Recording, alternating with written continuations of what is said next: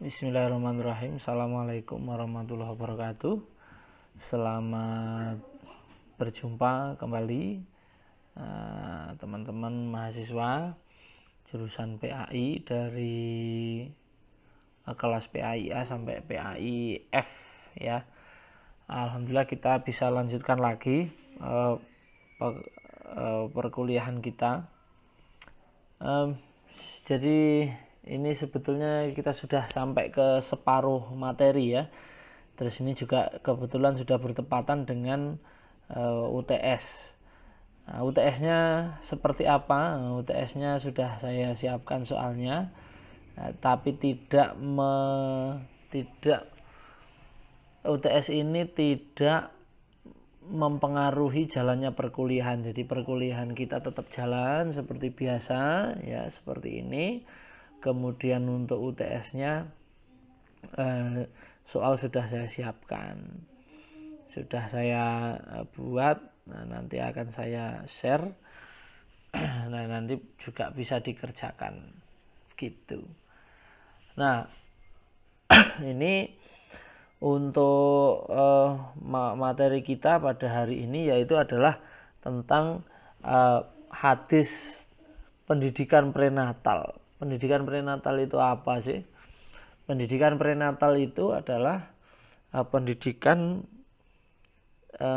pasca prakelahiran ya. Natal itu kan maknanya kan kelahiran. Jadi kalau meninggal itu fatal. Kalau meninggal itu namanya fatal, kalau lahir itu Natal. Nah,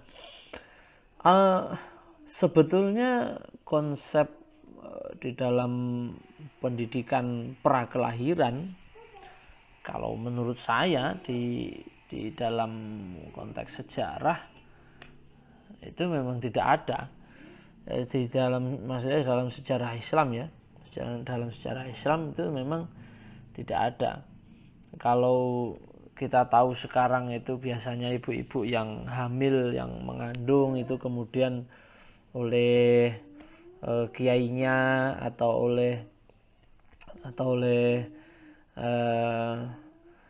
syekhnya ya, atau oleh suaminya itu kemudian disuruh mengamalkan amalan-amalan seperti ini.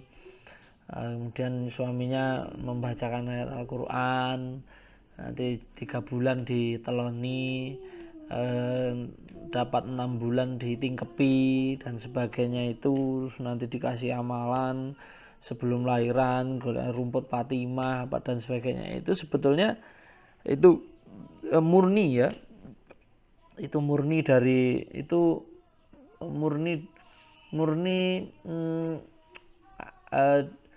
asli produk dari pemikirannya orang-orang tua kita.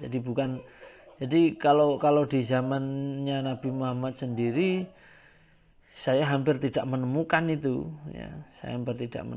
Ya paling ya hanya didoakan begitu saja.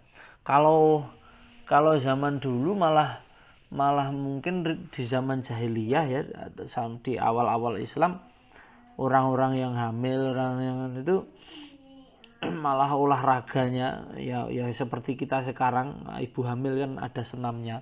Kalau zaman dulu itu dipakai tawaf. Jadi tawaf mengelilingi Ka'bah itu, sehingga tidak jarang juga ada bayi-bayi itu yang lahir di dalam Ka'bah. Nah, apa ada Pak ya bayi-bayi yang lahir di dalam Ka'bah? Apa banyak? Salah satu beberapa sahabat Nabi itu juga ada yang lahir di dalam Ka'bah. Seperti misalnya Ali bin Abi Thalib, terus kemudian Hakim bin Hizam, itu yang kemarin saya ceritakan itu mereka lahirnya di dalam Ka'bah. Gimana ceritanya bisa lahir di dalam Ka'bah? Jadi para wanita-wanita yang hamil itu mereka punya kebiasaan tawaf di sekitar Ka'bah. Hanya saja ada satu pantangan, kalau mereka ini tiba-tiba pas waktu tawaf itu kok terus kemudian bayinya itu mau keluar lah, mereka ini melahirkan di sekitar Ka'bah atau di area tawaf di Masjidil Haram itu dianggap sebagai sesuatu yang harus dihindari, pantangannya begitu. Malah kalau bisa ya masuk ke dalam Ka'bah itu sendiri, kalau di dalam Ka'bah malah tidak apa-apa. Nah maka ketika terasa melahirkan, dibawalah ke dalam Ka'bah terus dilahirkan di sana. Jadi modelnya seperti itu. Kalau di dalam Ka'bah malah tidak apa-apa. Nah itu sedikit prolog ya. Nah lalu di sini ya ini saya ngikut silabus ya, jadi saya juga agak bingung ini kok ada hadis seperti ini. Kira-kira saking ora enek hadis yang bahas pendidikan prenatal, sehingga nyatanya ya ndak ada ya hadis yang menyinggung tentang orang hamil tuh amalannya gimana ini ndak ada ya. Kalaupun ada mungkin biasanya hadis-hadisnya ya dhaif, ndak gitu, palsu. Nah hadis yang sahih yang dimunculkan hanya ini, akhirnya yang ada ya hanya ini. Hadisnya ini sama, nanti ada satu lagi hadis tapi saya dahulukan yang ini dulu. Ini hadisnya bagaimana bunyinya? Bunyinya begini. Hadatsana Rasulullah sallallahu alaihi wasallam, telah menceritakan kepada kami Rasulullah sallallahu alaihi wasallam. Wa huwa shadiqul masduq, dia adalah orang yang jujur dan dapat dipercaya.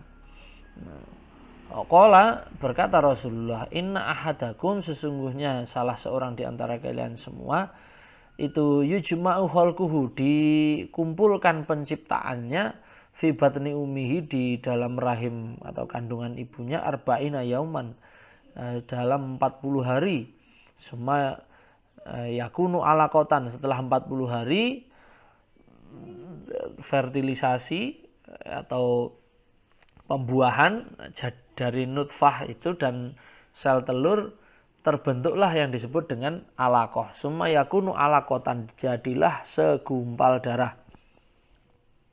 Misla dzalika, semacam itu. Summa yakunu mudghatan, lalu setelah 40 hari kemudian jadilah mudghah atau segumpal daging. 40 hari pertama nutfah, 40 hari kedua itu 40 hari kedua itu alaqah, 40 hari yang ketiga mudghah. Mudghah itu segumpal daging. Jadi kalau 40 hari kali 3 berarti 120 hari, jadi 4 bulan. Setelah 4 bulan itu muncullah mudghah atau segumpal daging. Misla dzalika, seperti itu. Summa yub'atsullahu malakan, lalu kemudian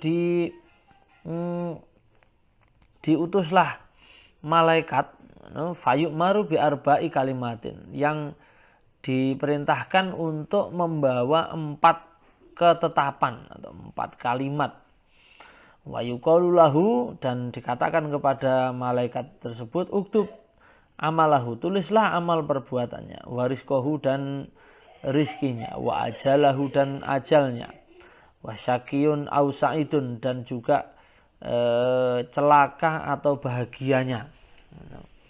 Summa yunfahu fihi ruh, lalu kemudian tiupkanlah ruh padanya.